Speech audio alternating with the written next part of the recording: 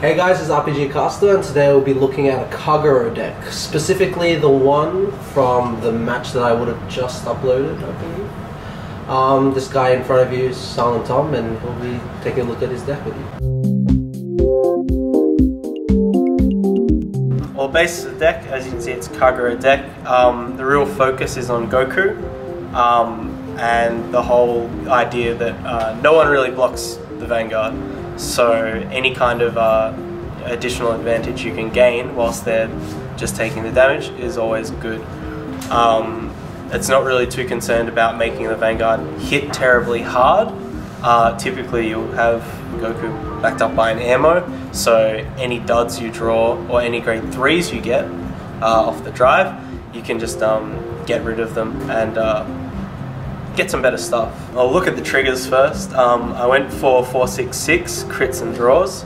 I think 4 heals is mandatory in every deck. There's a reason that they're restricted to 4. And then I went crits and draws because stands are a bit unstable. You can't really have stands and draws. It doesn't work out too well. And if they don't block your Vanguard, which no one ever does, they're going to eat more crit damage, or you can get extra advantage from the draw. And the draw combos nicely with ammo. Going down to the grade 1s, it's a bit eclectic here. You've got the 4 barriers. I think that's also mandatory in most decks, especially one that runs so many grade 3s. We've got 4 ammos, 3 bars. This number is something that I kind of want to play around with, but it seems to be working well enough. The bars are for your bigger rear guards, and the ammos are for your Gokus and for your other 10k attackers. And the ammos are just help you early game. They help you to dig towards your Goku. Late game, they help you get rid of useless grade 3s or pitch draw triggers to get better guards. And then you've got the 2 Kinalas just for the chance you can dig for it with Conro and take out a specific grade 1, and it always helps against decks like Spike Brothers, that kind of stuff, and trying to get to them having 2 rear guards for the dual axe. The other good thing I like with Kinala is you can play her early as a rear guard. You don't have to keep her in your hand. That's one of the things a lot of Kagero players make the mistake with, is they'll hold it and they'll use it like a spell in Magic or in Yu-Gi-Oh! And they'll play it on the turn they want to kill something. I think it's a lot better if you play her as a rear guard, use her to get some early beats in, power up your guys, and then late game you can counterblast 1, shift her out, kill something, and then you can play your bars and play your ammos and help you reach some more useful numbers. On to the grade 2s, Berserk Dragon's probably the best grade 2 out there, so why wouldn't you run 4? Pretty much one of the biggest tempo plays that you can make is making another guy and killing one of theirs. The Nahalems are there really because the deck needs some stable beaters, some stable 10k beaters. And in terms of Kagero, you really don't have a lot of options. You don't have don't have Ruin Shades, you don't have Genocide Jacks, that kind of stuff. These ones are the hard ones. You've got your Berserk Dragons and your Nahalems for doing the damage, for hitting hard. These guys are for messing around a bit. You want to have a bar behind them. Good thing with, what's his name? Dragon guy. Berger. Good thing with this guy is you can have him behind a bar, hit for 16, good numbers, and then they'll either try and kill him. People love focusing 10k interceptors, or you can use him to intercept and then replace him with a bigger guy. So they're kind of only placeholders, temporary placeholders. The Tejas, every time I want to take this guy out, I play a game where he just ruins someone. Whether it's the mirror match, killing an opponent's Conro, killing a Dudley Dan, killing a Milk or something like that. He's really good, even on turn 2, where you just play him down and attack their the rearguard behind their Vanguard, because usually that's the one that they'll assume is the safest, or the one that you'll have to use a Berserk Dragon on. Go on to the grade 3s, it's pretty self-explanatory. 4 Gokus because you want to hit him. You know, he's your main Vanguard. As soon as you get one, the rest are either fuel for him, or they're going to get pitched to an ammo or a Barry. And the other 2 are 2 Executioners, probably only because I have 2. But he's pretty much one of the best grade 3s players, a rearguard out there.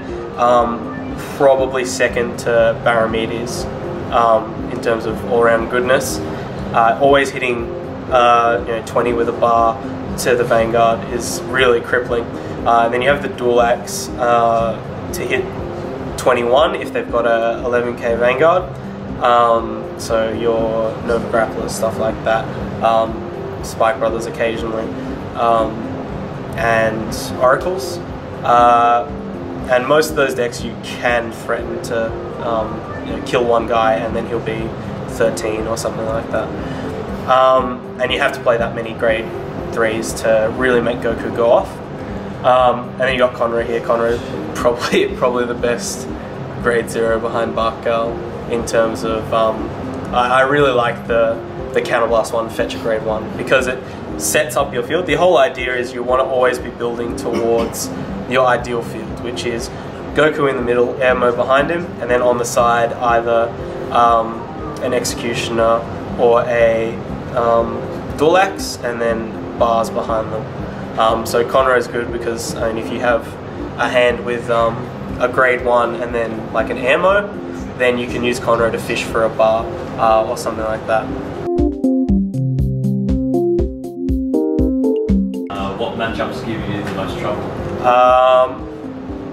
I think Kagero is pretty good in most matchups. It's more playstyles that give you trouble. Particularly if they keep going after your rearguards, it gets really painful, especially if they're your valuable ones. So your Executioners, your dual axes, it gets really painful having to throw away so much guarding on these guys. So I think that particularly a Nova Grappler deck with that kind of playstyle would give me a lot of trouble. But most matchups are fairly good. Oracle matchups are really easy. Spike Brothers is alright. What else? Paladins. Paladins used to be the bane of this deck because as much as you can kill, they'd always get back. But I think with the banning of Barkal, it's a lot easier. It's I'd say it's 5/5. It depends if they can get their Marins up. And then there's Toy Poogle as well. Like they have a lot of options, but you kind of just need to keep them in check, and then triggers help. If you've got any waterfowls, would you have any space in that deck? Wood Arrow waterfowls. I think waterfowls are a completely different deck. It's probably replaces the 4 Gokus, and you can't run ammos because ammo behind a waterfowl is only going to hit 19. You're probably looking at running 4 bars. I'm not sure about Iron Tail or anything like that, but it's really tough to say. I think the next set will probably make things a bit easier if they get another 7k, maybe one that's better. But at the moment, that's one thing I really dislike about waterfowl is that that is really hard for him to hit 2021. Okay, one last question. I noticed you're running Tejas in the deck. What are your thoughts on the card Jaren? Jaren? Yes. It's tough. I mean, you could actually do it in this same setup. You could essentially just replace the ammos with Jaren, put in 2 more Tejases, take those guys out, and then you could just hit rearguards for 18k. It's actually not as bad as it seems.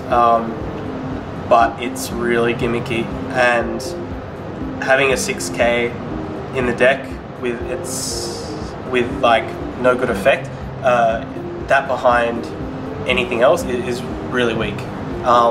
It's like King of Sword and Queen. If the Queen's behind anything that isn't a king, it's really lackluster, because for 6k you can get so many other better effects. You can get barriers, you can get ammos.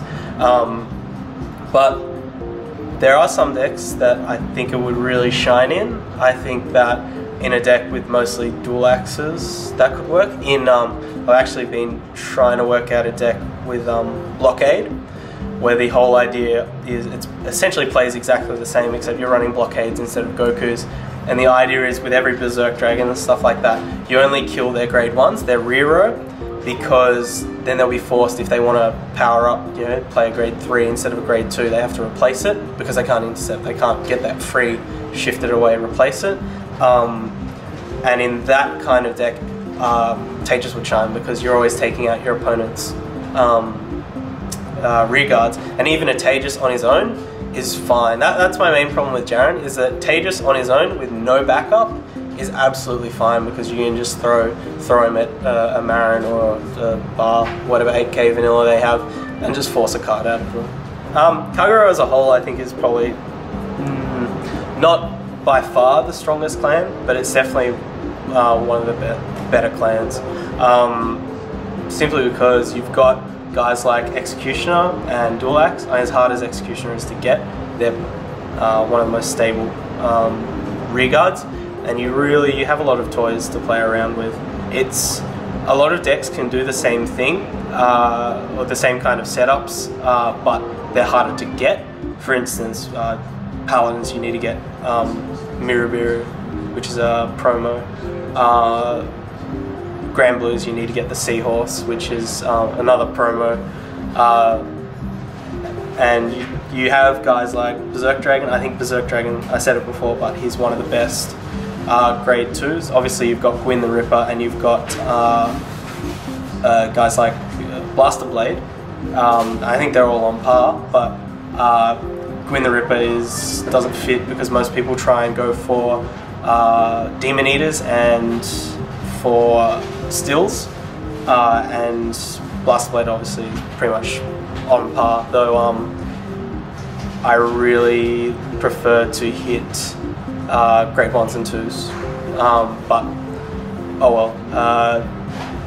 Yeah, and they've just got a lot of funky little tools that I really like. It's not as bland as some of the other clans.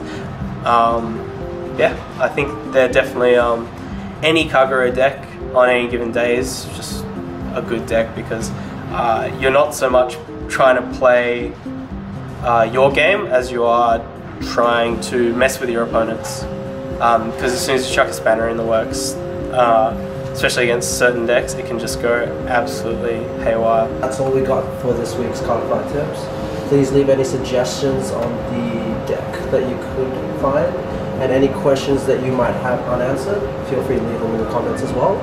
If anyone else has got a Kagero deck that they want me to take a look at, or they want just opinions, or they think that they've got a better one than I have, then post it as a video response and I'll take a look at it. So see you next time.